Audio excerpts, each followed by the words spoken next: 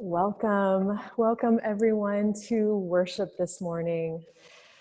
We are in open and affirming Just Peace Church, located in Los Feliz, California, in LA, and we are so happy that you're here, wherever you are on life's journey. Whatever brings you here, you are more than welcome.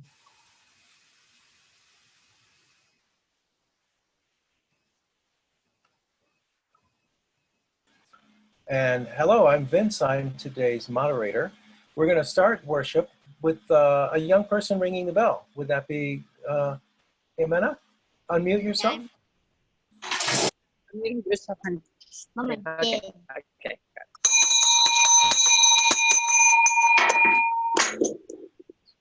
Oh, that was resounding. Thank you, Jimena. Welcome to Mount Hollywood's virtual streaming service. We're here every Sunday.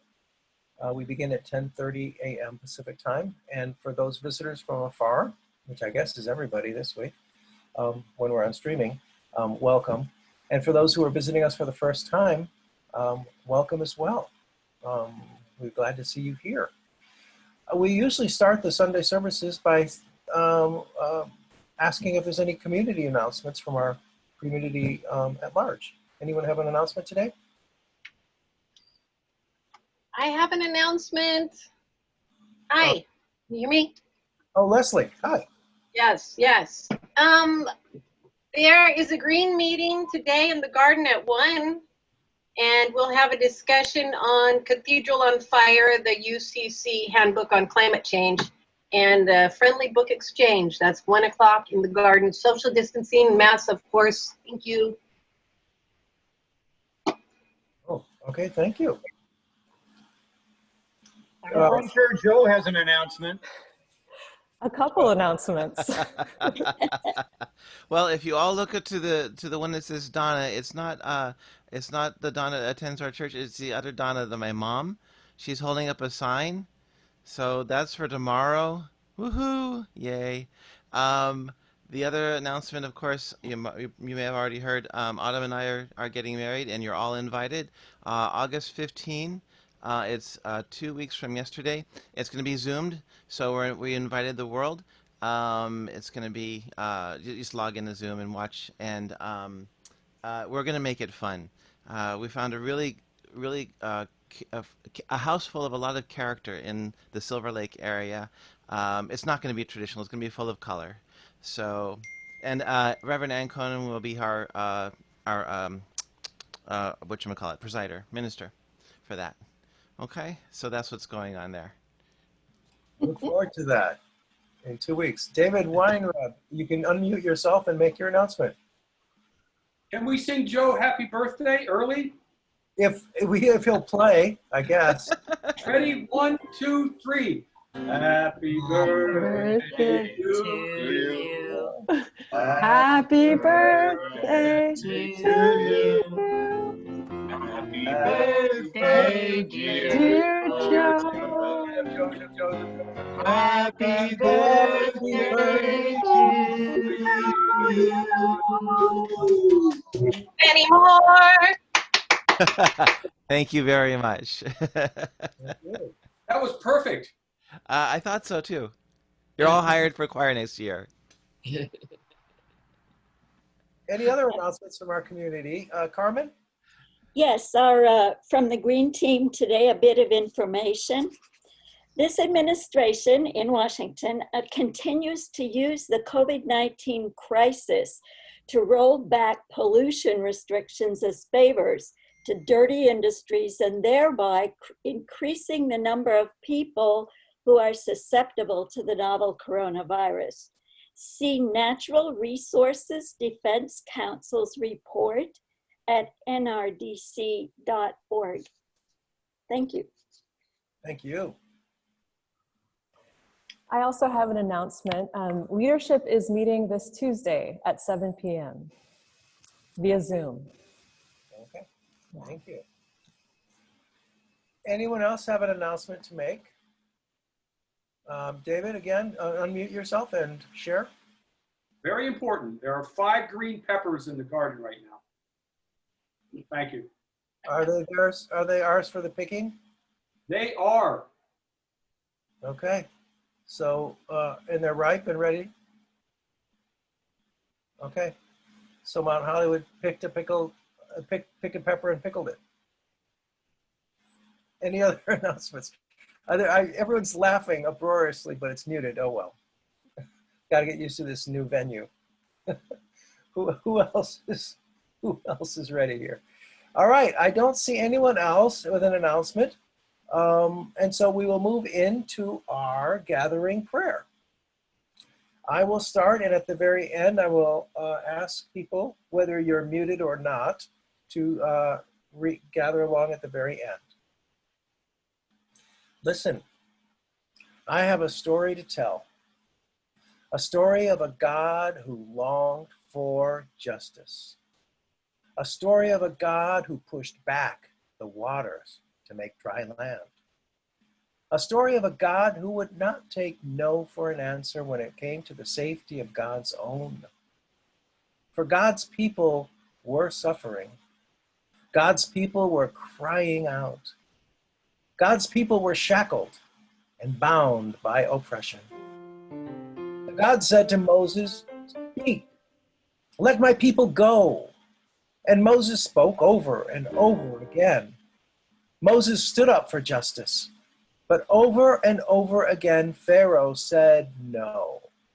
Power said no.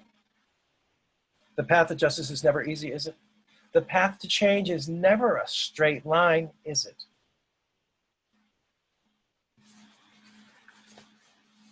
So like Rosa, who sat on the bus, and Martin, who had a dream, Moses kept trying. God kept speaking. Moses kept listening. Hope kept breathing. And when power tried to unravel justice, the people kept dreaming. Please join me for the last verse. God longed for justice. God still longs for justice. Oh, let us worship God. For human injustice will never be strong enough to unravel God's dream that all might be free and all might know love. Let us worship holy God. May the peace of Christ be with you. And also with you. Let us share the sign of peace with one another. We invite you to unmute yourself and share the peace aloud if you so desire. Peace. Peace. Peace be with you. Peace. Peace. Peace, guys.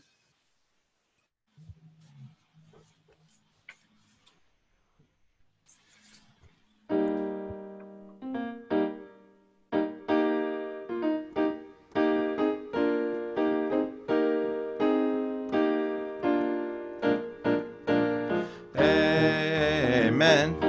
Amen. Amen. Amen. Amen. Amen. Amen. Amen.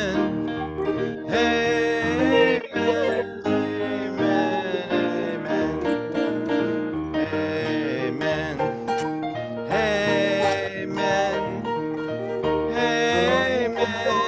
Amen. Amen.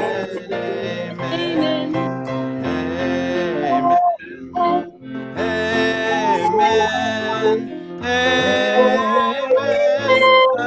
Amen. Amen. Thank you, Joe. All right, so I think I see Campbell and Jimena here today. How are you guys doing? It's good to see you both. How are you? I'm good. It's so good to be with you in church. And I'm wondering if you guys can both put a hand on your heart. I know you can't really see it because the table's blocked. That's okay. I trust that it's there. So do you guys feel your heart beating right now? Briefly. Briefly. Campbell, do you feel it beating? Yeah. So this heart, our hearts are the most important organ of our body.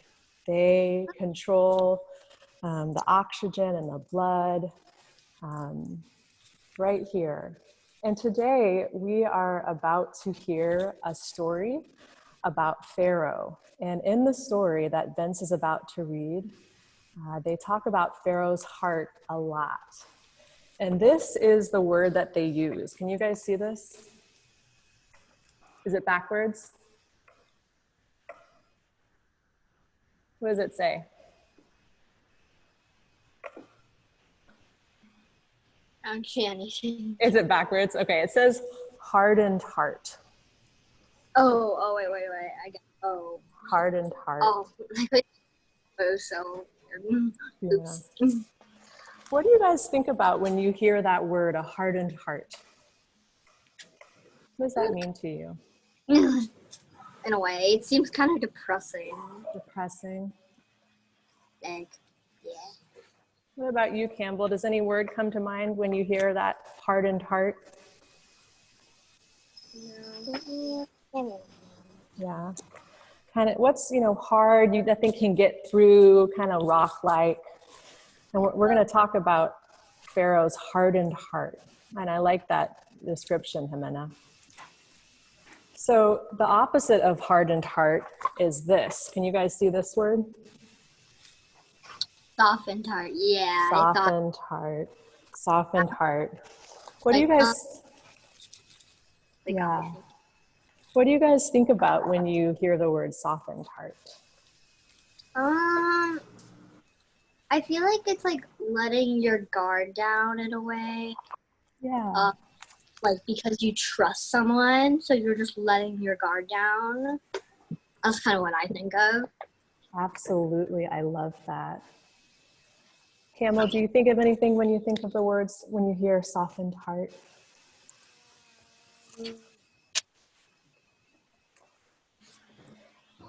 Or kind of what Jimena said?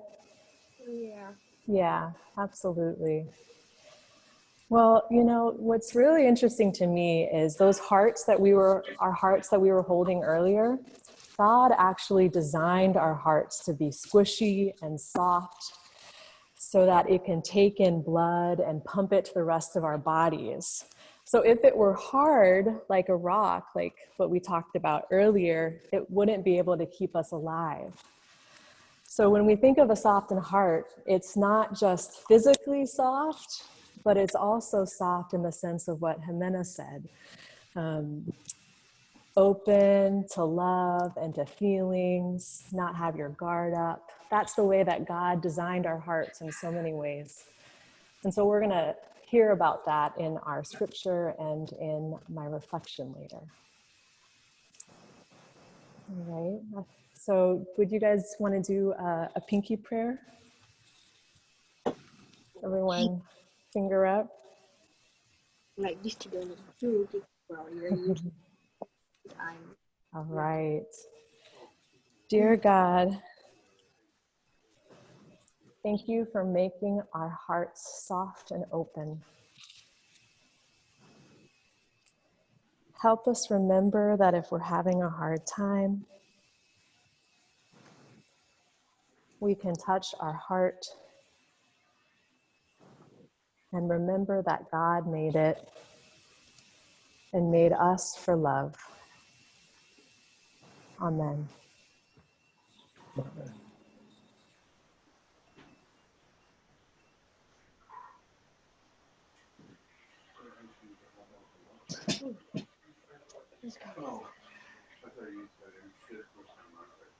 I know, right? Everyone's just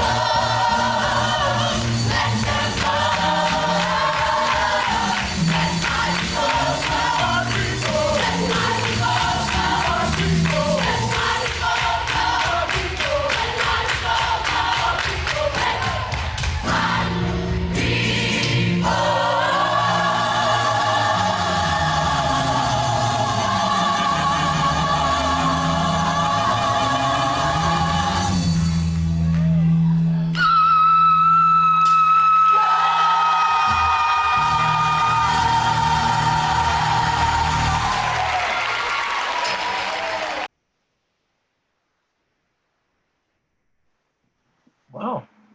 Thank you for sharing that, Ashley. It's time for our reading from Scripture. Today we're reading from Exodus chapter 5, verses 1 and 2, and chapter 7, verses 8 through 23.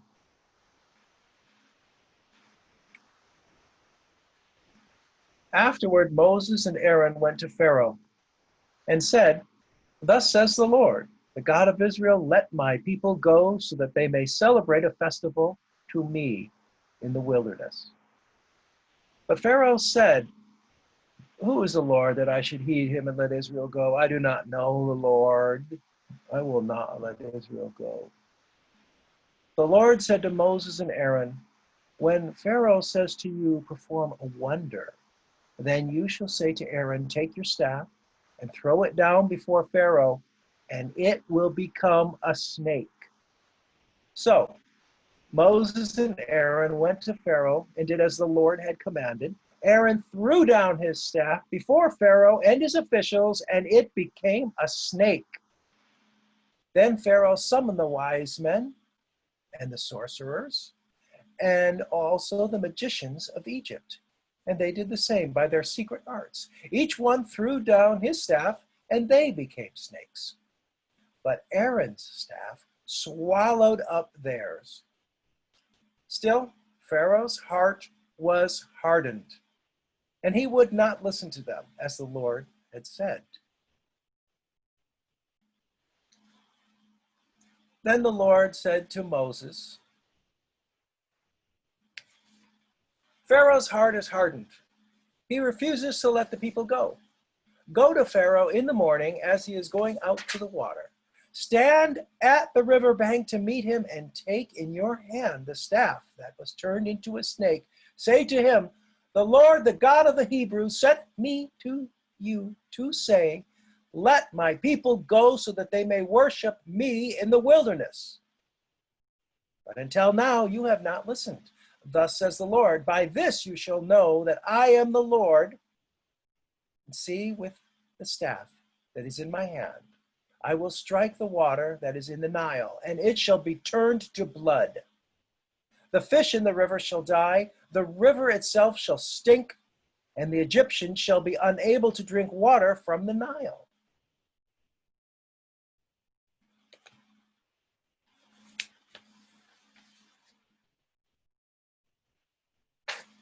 The Lord said to Moses, "Say to Aaron, take your staff and stretch out your hand over the waters of Egypt, over its rivers, its canals, and its ponds, and all its pools of water, so that they may become blood. And there shall be blood throughout the whole land of Egypt, even in vessels of wood and in vessels of stone." Moses and Aaron did just as the Lord commanded. In the sight of Pharaoh and of his officials, he lifted up the staff and struck the water in the river, and all the water in the river has turned to blood, and the fish in the river died. The river stank so that the Egyptians could not drink its water, and there was blood throughout the whole land of Egypt. But the magicians of Egypt did the same by their secret arts. So Pharaoh's heart remained hardened, and he would not listen to them as the Lord had said.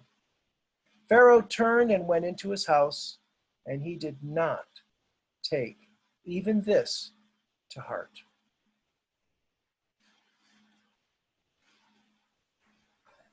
Thank you, Vince, for that riveting reading. I'm so glad that you are our presider today. Today marks the first day of our worship series, Unraveled, Seeking God When Our Plans Fall Apart. And over the next 6 weeks, we are going to look at different stories in our sacred text about unraveled shame, identity, fear, grief, dreams, and expectations. These are stories where God meets us in the unraveling time and time again, and usually when and where we least expect it. And our scriptures have so much to teach us in a time such as this. And so we start this week by looking at the story of Moses and Pharaoh. One that we have heard probably many times. Raise your hand if you're very familiar with this text. Yeah, this is one that we know. It's one of our the classics, has been made into movies. This is a familiar text, and there's a reason for that because it has a lot to teach us. Now, by the time that we hear this part of the story, the Egyptian genocide had already devastated the people. All firstborn males and infants were ordered to be thrown into the river, including Moses.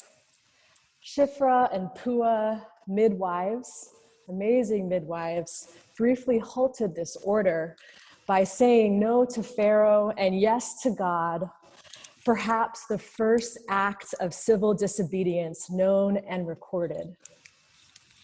They said no to Pharaoh and yes to God because they knew that Pharaoh, a human, was not the divine being, and that God's presence and power was far greater.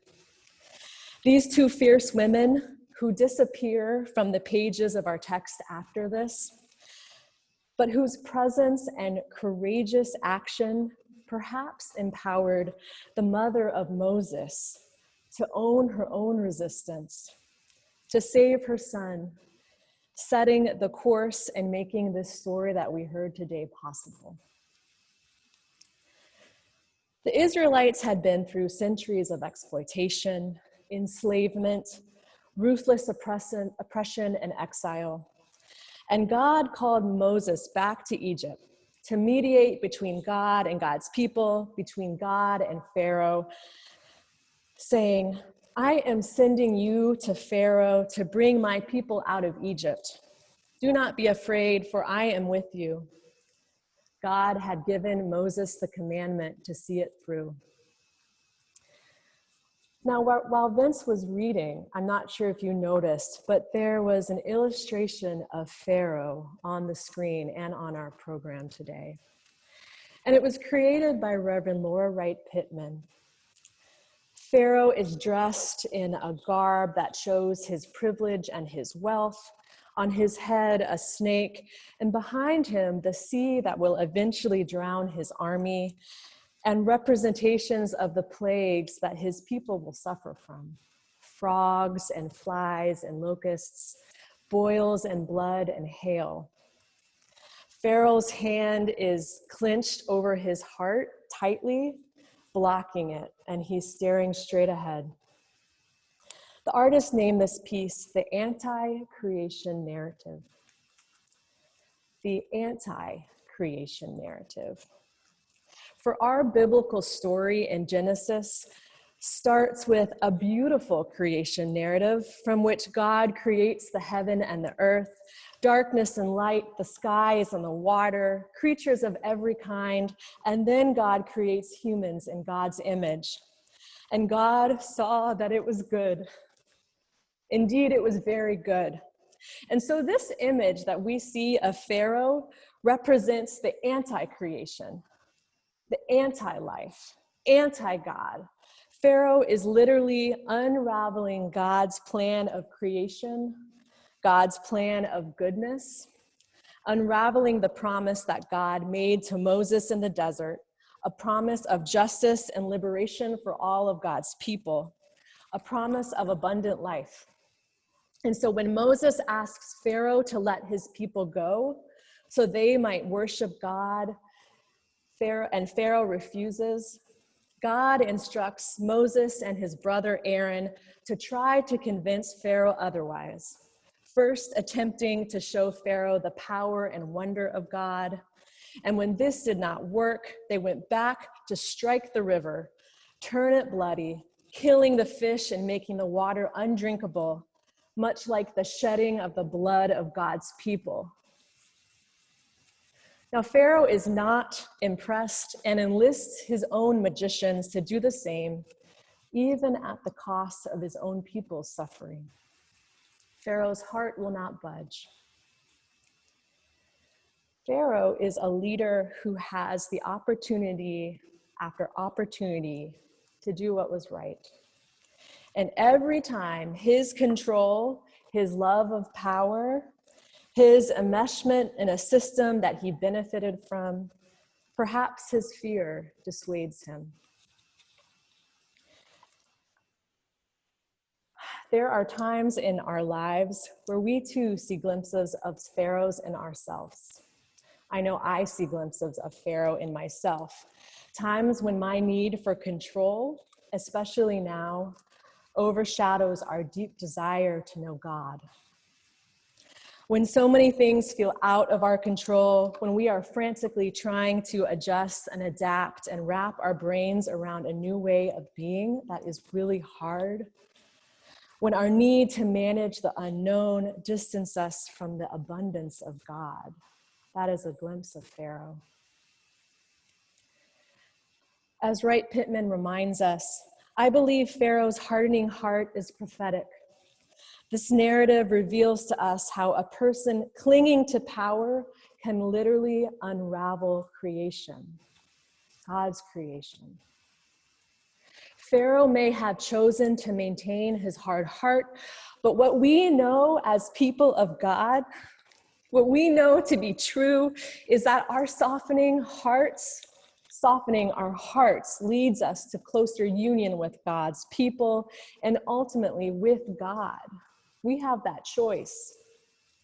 A softened heart does not mean a weak heart or a heart that can be trampled or controlled, a heart that isn't at times angry and scared, but rather a soft heart that can be shaped as a vessel for deeper listening. It can be molded to be truth tellers. It allows us to go stronger in our trusting, in our resistance, in our resiliency, and in our capacity to see visions and dream dreams. When God's plan for liberation is unraveled by humans, when civil liberties continue to be taken away, when our voting right is messed with, when people refuse to wear masks, when our earth is treated as disposable, and when families are separated and detained, when these things persist, this story reminds us that we must exercise the softening heart muscle even more regularly. In a way, it's a spiritual practice, friends. Freedom fighter John Lewis was laid to rest this week, and his heart did not harden during his lifelong commitment to Black liberation, but rather opened even more ferociously, writing these words just days before he passed from this world to the next. And I quote, "Though I may not be here with you, I urge you to answer the highest calling of your heart and stand up for what you truly believe."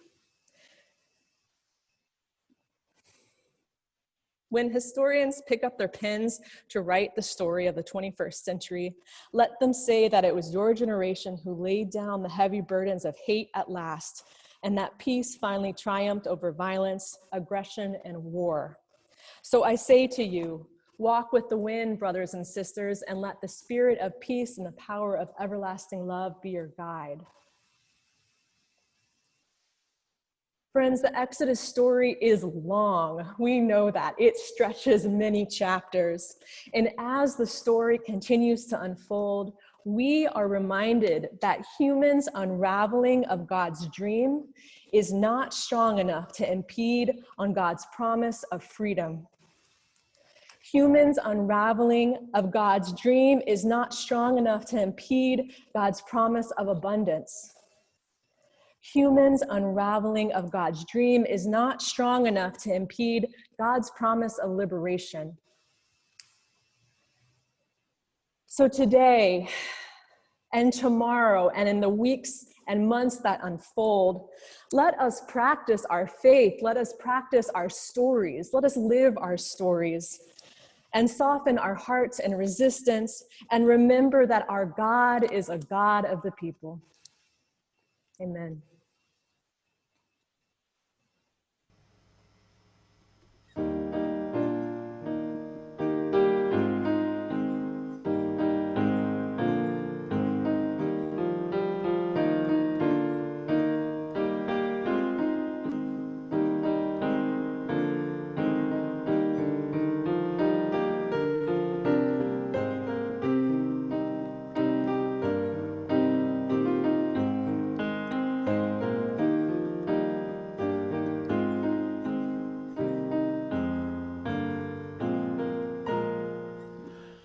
As we gather at your table, as we listen to your word, help us know, oh God, your presence. Let our hearts and instincts stirred. Nourish us with sacred story till we claim it as our own. Teach us through this holy banquet how to make love's victory known.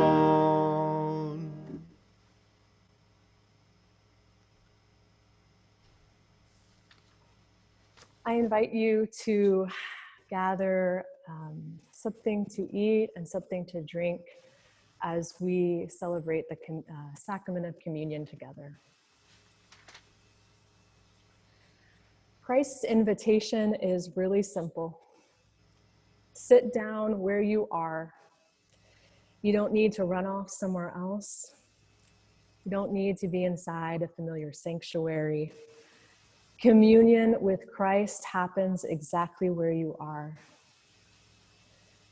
No one is deserted and no one is late. Not you who are alone or you who feel alone, because something has made your life a wilderness. Jesus meets us exactly where we are. In your many kitchens and living rooms, rest your hands lightly upon the elements, which we set aside today to be a sacrament. We ask God's blessing on them to make them abundant for us and for all those who will be in our prayers this morning. God of compassion, you bless and break everything we are and everything we bring to you. We pray that your spirit of life and love, of tenderness and of power rest upon every bread, every cup, that they may feed those most in need, each child of God, and pour forth a grace that can change the world. Risen Christ, live in us that we may live in you. We remember that night in the upper room. Jesus took the bread. He gave thanks. He broke it and gave it to the disciples, saying, "This is my body, which is broken for you. Do this in remembrance of me." And in the same way, he took the cup, saying, "This is the cup of the new covenant. Do this, and as often as you drink it, remember me." By eating this bread and drinking this cup, we proclaim Christ's death, we celebrate Christ's resurrection, and we await Christ's coming again. The bread on your table is blessed and broken. Sharing in love, we will never be hungry.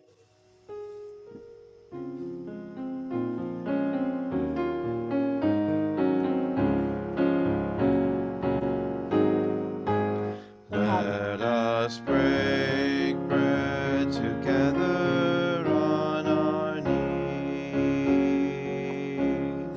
Let us break bread together on our knees.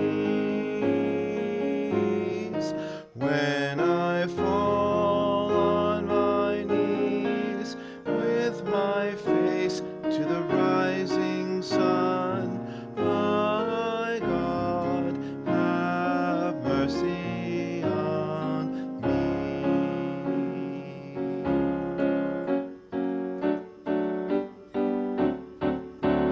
Alle, alle, alleluia.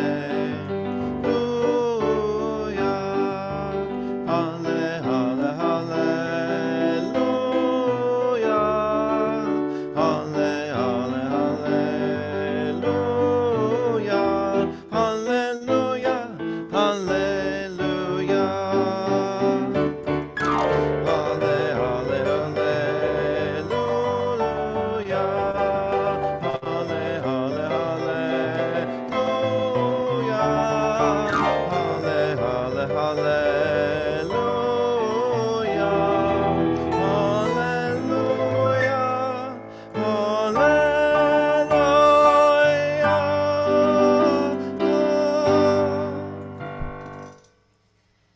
Friends, please join me in the prayer of thanksgiving.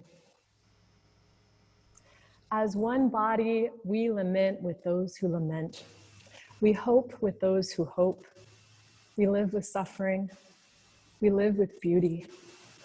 Let us go from this table as a renewed community, doing the radical work of Jesus that calls us to live justice-making lives of faith. We are followers of God's way, and we give thanks.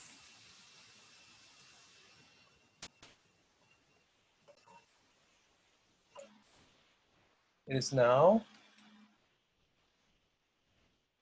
our time of giving.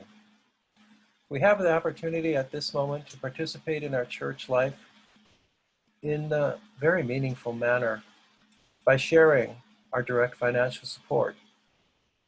This is a time to give, confident that our support will bolster the efforts of Mount Hollywood to speak truth to power, to give voice to the silenced, to soften the heart that is hardened, and to let all people free. To facilitate your gift, we have a link to PayPal where you can make a direct donation. And we would suggest you can, if you're offered the option to characterize your contribution as a gift to friend or family, or characterize it as a donation to someone you trust. And that way you'll ensure that your maximum contribution will make its way to the church. You can also, of course, mail a contribution by check or money order directly to the church. And the address is 1733 New Hampshire, Los Angeles, 90027. We'll see if we can just slap that into the chat too. Thank you.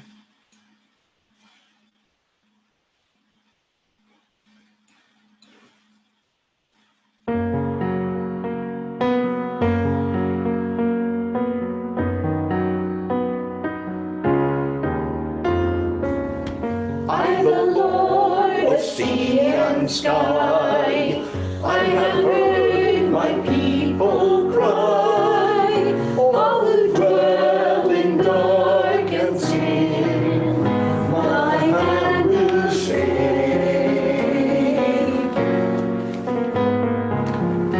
I will make the stars of night, I will make the darkness bright.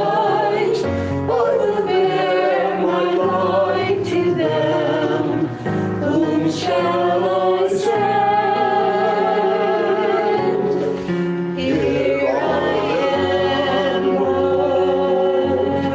Is it I, Lord?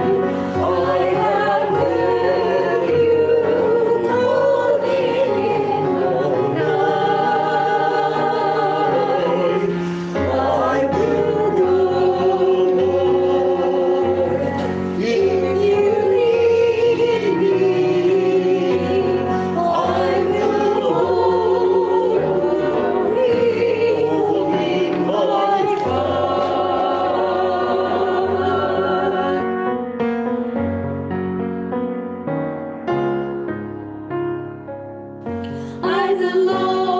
through snow and rain.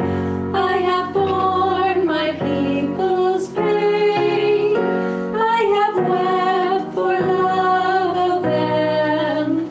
They turn away. I will break their hearts of stone. Give them hearts for love alone. I will speak my word to them. Whom shall I send? Here I am, Lord. Is it I, Lord? I have heard you calling in the night. I will go, Lord, if you lead me. I will go, faithful in my heart.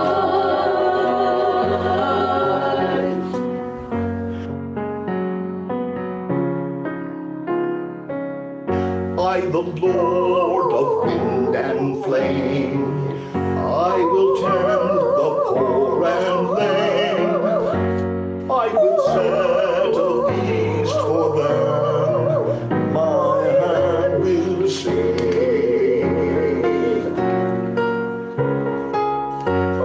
Kindness bread I will provide, till their hearts be satisfied. I will give my love to them.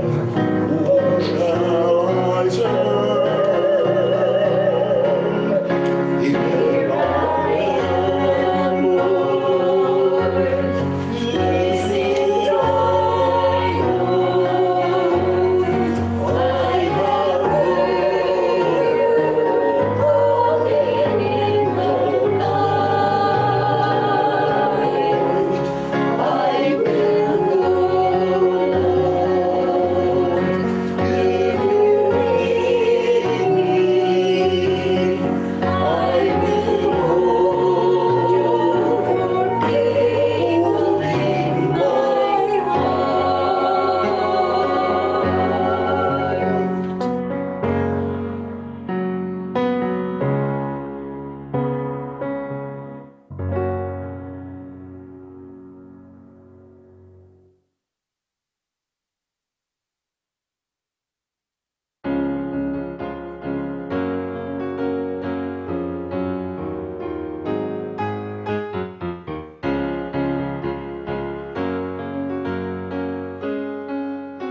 And light.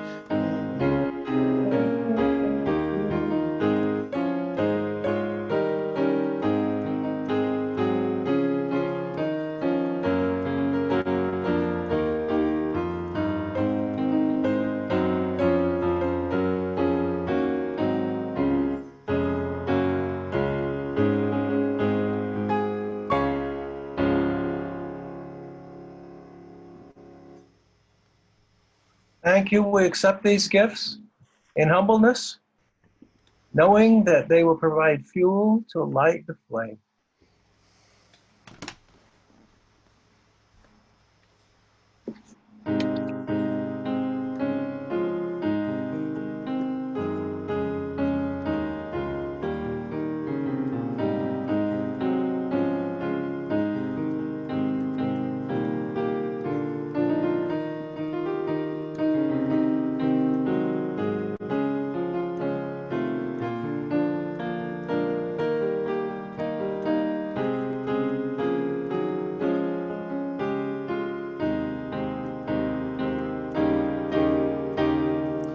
Lead on, eternal sovereign, we follow in your way. Loud rings your cry for justice, your call for peace this day. Through prayerful preparation, your grace will make us strong to carry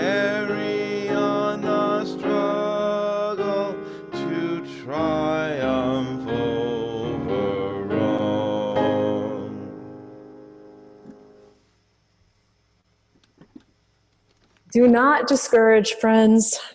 Go now into the world to be vessels of the good news for all God's people.